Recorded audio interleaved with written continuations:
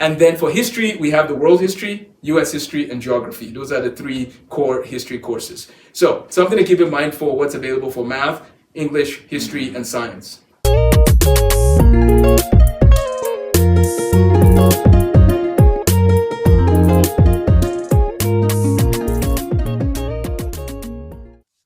Hello. Again, here we are, Amos. Yep. One more time. Feels like that's been a while. Yeah. Yep. Well, we're both busy people here, so gotta understand people. So, today we have a new topic. We're gonna be tying a little bit of the nuts and bolts of the incoming year because this one is already at the end. Yeah. We are nearing. Yep. As a college students, I'm happy to be finishing, but for others, who knows? Yeah. So today we're going to be discussing what the school year is going to look like. And I'm excited to hear more about it since I'll be around for a while. So, yes. So, Amos, what do you have to say? What the school year is going to look like for this coming school year? This coming school year. Yeah. Well, first of all, I want to thank all the families that we've worked with to this point. We've had a lot of homeschool families and a few 5-day school families. So there's some people that were coming 5 days a week. So basically our school was providing a 5-day service and homeschool service at the same time. And I just want to say thank you. Thank you to all our homeschool families and the 5-day families. Thanks for giving us a chance to, work with your children, give them this option. Thanks for giving us a chance to give them this option. And so I just want to reiterate that we're grateful, we're excited for year one. And of course, anything that starts sometimes, most times, will have challenges that you have to work through. And so we thank God for helping us through some of those challenges at LifeSTEM Academy.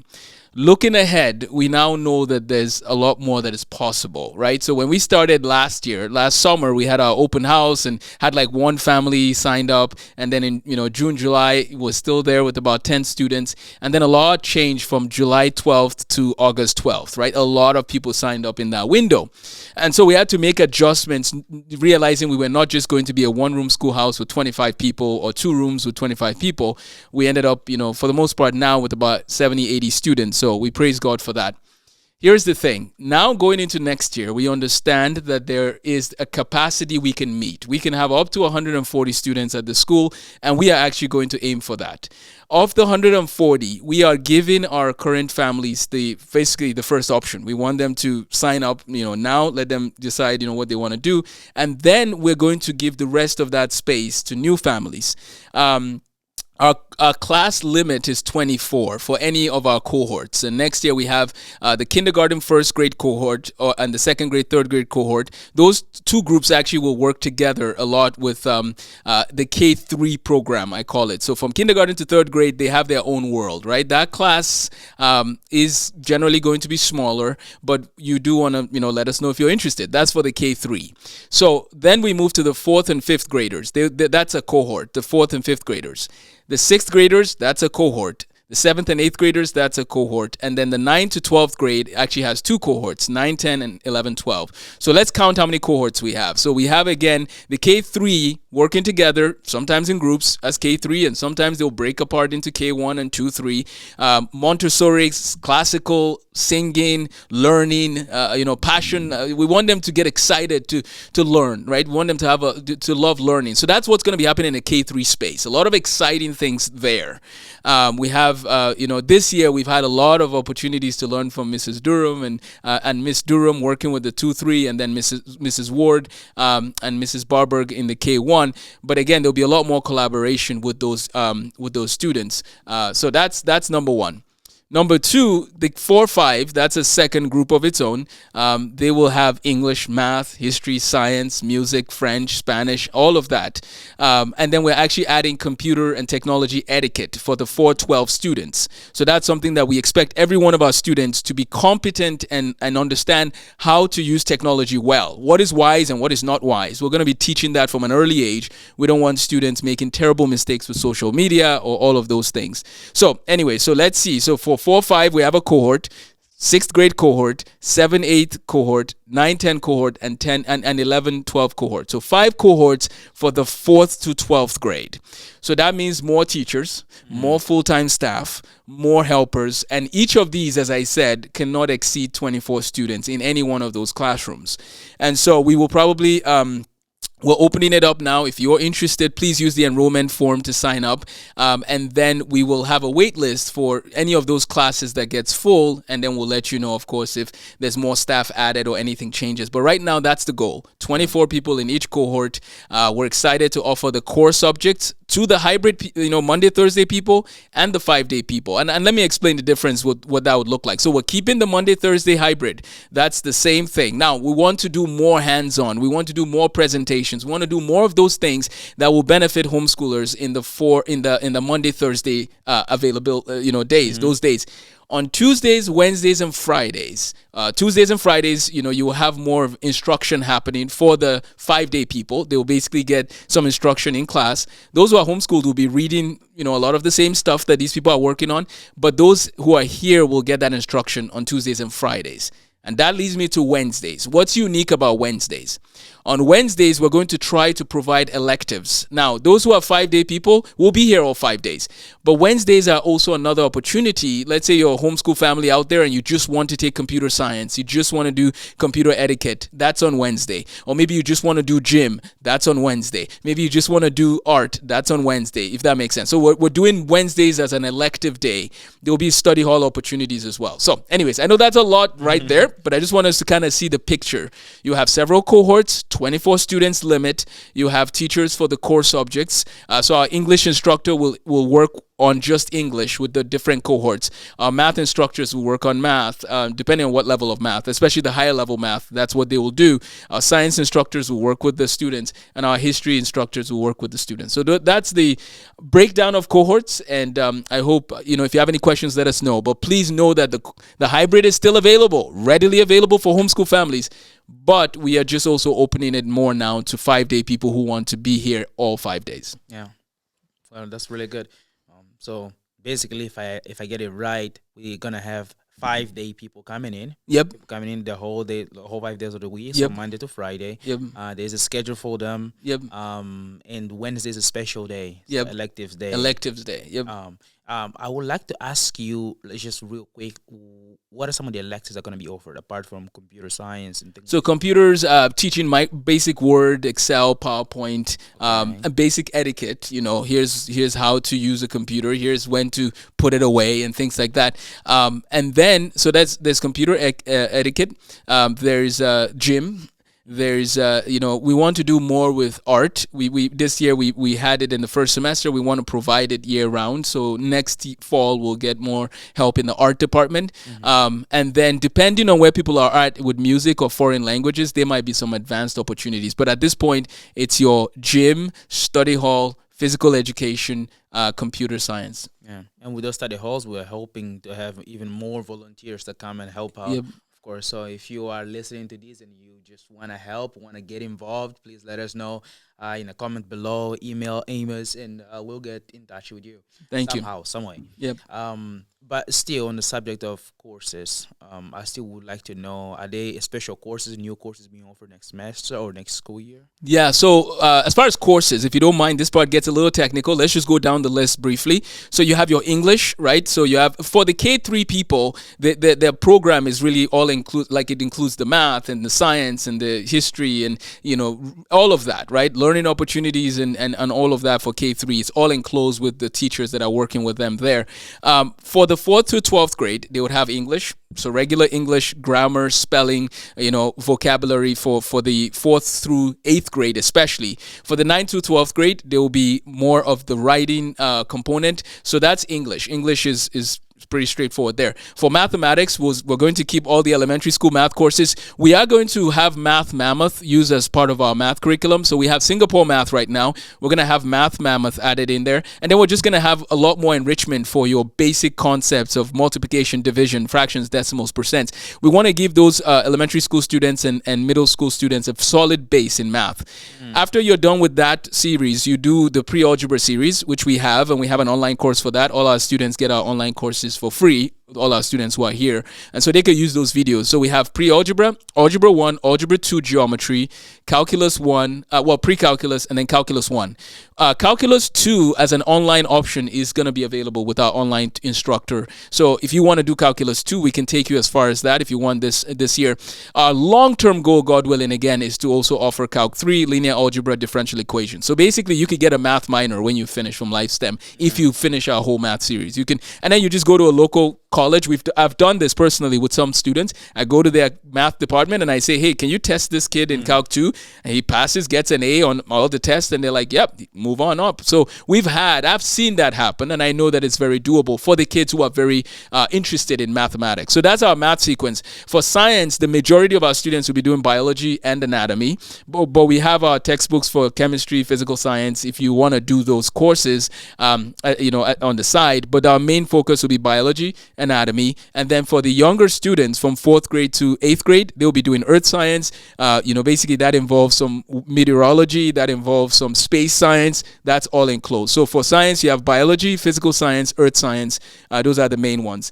And then for history, we have the world history, U.S. history, and geography. Those are the 3 core history courses. So something to keep in mind for what's available for math, English, history, and science.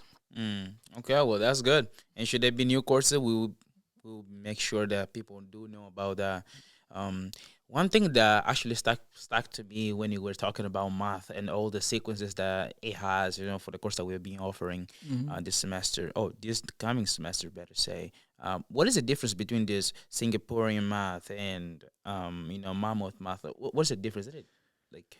So the Singapore math, for those of you who don't know, the country of Singapore has very good math program. Generally speaking, there's some countries that do much better than us in math, right? And Singapore is one of them. And so some of their approach has been put into textbooks that are now, used in America. And especially a lot of homeschoolers know about Singapore math. I do know that it's not for everybody, and I understand that. And that's where I bring in things like Math Mammoth. They have series in the Math Mammoth that has theme-based. So, for example, this series is focused on just fractions, or this series is focused on decimals. Or you can use the Mammoth math where it's a grade-based specific, 6th grade, 7th grade. So there's variety. That's kind of the key with the Mammoth math. But the Singapore math, I really want our kids to get strong in their computational skills, mental math, number sense, word problems and dissecting word problems, getting faster with calculations, mental calculations. That's a lot of what's happening with the Singapore math side of things. But whatever the case, though, I really want people to realize with LifeSTEM Academy, we use textbooks as a resource, as a guide. It's not the final authority. What do I mean by this? If somebody's using Singapore math and they're struggling to understand a certain concept, well, let's explore the other textbooks we have available. And at LifeSTEM, we've been blessed with hundreds of different materials and resources in math. Let's find a material that will help you master that thing you're trying to study, because we really don't want to just study to pass a test. We want to master the content. And so what does that take? Sometimes it takes using different textbooks. So let's teach our students how to research, how to find material from our library, which we have now, we thank God. So we have a library. You go to the library, you're learning fractions, look at it from this textbook. Oh, I still don't understand it. Let's look at it from this textbook. And some of our older students are going to be available to help with some of that math coaching. We're really trying to build a culture of peer tutoring, right? So ask some of those older students who have signed up to be tutors to guide you if you feel like you don't understand how to do the research in 6th grade. So I just want us to know that these textbooks are a guide, but they're not the final authority. We want to do whatever we can to help you master the content, whatever it takes. Okay. Well, that's good. That's good. Well, that said, I think we should have at least a few seconds break to just digest that information. It's a lot. And I do hope that you guys are taking notes if you have them, and please keep on contacting us for more information, because we have them. Yep. We want to provide it to you. Yeah. So, just to break away a little bit from this section, I'd like to ask a little bit more updates on both the fundraiser and the London trip coming up. Well, thank you, Elias. So let's talk about the fundraiser. The fundraiser is on April 3rd here at LifeSTEM Academy in the new gym. We're inviting families and friends to please join us as we, share about some of the needs of the school and some of the scholarship that we want to offer more scholarships. So we want to get a scholarship fund more and more established. And so those are some of the things we'll be looking at the event. We will also be talking about the vision of LifeSTEM, where are we headed, where did we come from, where are we going. There's a lot more exciting things that you'll be seeing through the years, God willing. LifeSTEM has some interesting things coming, and we want to let families know. We want to remind families why we exist, and that's, we want to repair the ruins of the culture. We want to get students excited about learning and changing the world that they live in for good by the grace of God. So we'll be talking about that. We'll have performances. We'll have the launching of our school song will be officially unveiled at the fundraiser, and then we'll have a dessert social. So basically, at 6:00 we'll have a science fair. At 7:00 we'll have the fundraiser event, and then at 8:00 there's a dessert social. You feel free to stay as long as you want. If you'd like to give to the LifeSTEM Academy program, there's a donation tab you can use on the website, or you can also send a check to the school address. Address to LifeSTEM Academy, and then the LifeSTEM Academy fundraising committee. That's you can address the envelope to that. So that's 1110 14th Street South is our address in Moorhead. So yeah, and there should be some more descriptions down below. Yeah. So check it out. That's you mentioned the London trip. So that's the fundraiser part, right? So we want to continue to provide scholarships and help families during this time, especially I think of people who might be looking for a private school education but don't have the means. This will be a great way to help in that way. That leads to another part of LifeSTEM. So LifeSTEM, the word life there is very important. We really want kids to know how life works when they leave LifeSTEM Academy. We really want them to know what they're going to do with their lives when they leave LifeSTEM Academy. Like, we want them to explore careers. I have some books here that talk about career preparation, and we want to really do more of that with our students. We are available, or we offer programs year round, because we want to keep in touch, providing opportunities throughout the year. And one of the things this summer would be more of that career preparation, character development, and then some math review. There will be a math review opportunity all through the summer. But what's interesting is that we also want our students to know about the world they live in and explore, and hopefully be a light wherever they go. And so this year, the trip, every year there's a trip. By God's grace, this year it's London. In 2024, God willing, it's Germany, Switzerland, and then 2025, you can add France, Italy. But the goal is, we want them to explore Western civilization, the roots of Western civilization. But we also want them eventually to go to Nigeria and maybe Angola, right? We want them to travel the world. And so we want to start, preparing for that. So this year, again, we're going to London, May 5th to the 12th. We're excited to show people Cambridge University and Oxford University, the best universities in the world for a season there. And even till today, Oxford, I think, just got the best university award from some prestigious organizer. So anyway, so we want to show them Oxford and Cambridge. We want to show them Parliament and other parts of London. And then we want to tour and talk about the history of England as it relates to America. So yeah, there's about 22 people going on that. We're excited for them. And then, as I said, God willing, we're going to start taking registrations for the Germany, Switzerland, which was probably going to be in February next year. So you want to make sure you stay tuned for that as we go on. Yeah. See, if you didn't know, Amos, I think you mentioned this earlier, but the London trip has already it's already closed. Yeah. There's no more space for anybody to sign up. So you better be watching for the next trip coming up. Right. If it is February, be sure to be on the list, so that you can go explore Germany. I've never been to Germany, so okay, you're welcome to come. So I like to explore. Get your passport, everything ready. Let's go. I'll try doing that. So yeah, let's see how it goes. So shifting gears here a little bit, before we even go back to another point on the curriculum, I'd like to hear also a little bit more about the chapel and what we're doing in the fourth quarter. Yeah, so in the fourth quarter for Chapel, we are going to go over some of the concepts discussed in a book I wrote a few years ago called Why Do I Exist? That book was actually written, the original beginnings of that, some of those beginnings go back to my very first book called Achieving Excellence as a Young Person. Now, this was written in 2006, 2007, so have mercy. If you ever see a copy of this, don't judge me by this, okay? But this was written back in 2006, January, most of it, and it was just talking about helping young people achieve excellence, right? Achieving excellence as a young person. That's what it was called. Academic strategies, character development, having good friendships. That's what this book was about. And then I wrote another one called Christianity 201, The Pursuit of Excellence. That one had too many parts to it. There was like 3 parts to it and 3 different genres. So what I did was I extracted one of those and added a little more, and it became Why Do I Exist? So Why Do I Exist is a book about purpose and meaning. It's a book about apologetics. It's a book about just living a life that makes sense. And so we are going to have have our cohorts. There's 6 cohorts at the school. We're going to divide those 6 cohorts into 6 different classrooms. I'm going to have some of the student council leaders and some of the older students go through the book, go through the discussion questions, and we're going to do that over the course of several weeks in the 4th quarter. So parents, I've sent the book to our email address, to the email addresses, especially for the 7th to 12th grade families. Feel free to look at some of the topics we discuss. I mean, we cover a lot of fundamentals, but we also have topics. I mean, there's 9 chapters and then an introduction and a conclusion, so about 11 sections to read, but it's not too long. And some of these, you talk about things like, for example, there's a section on prayer, there's a section on serving in the body of Christ, and there's all these sections that you can even take and add more into the conversation. I'm just preparing, here's a catalyst to start the conversation, but please take it and go as far as you want in encouraging your kids to be well grounded in the truth. We live in a day and age where there's biblical illiteracy on high levels. A lot of people don't know their Bibles.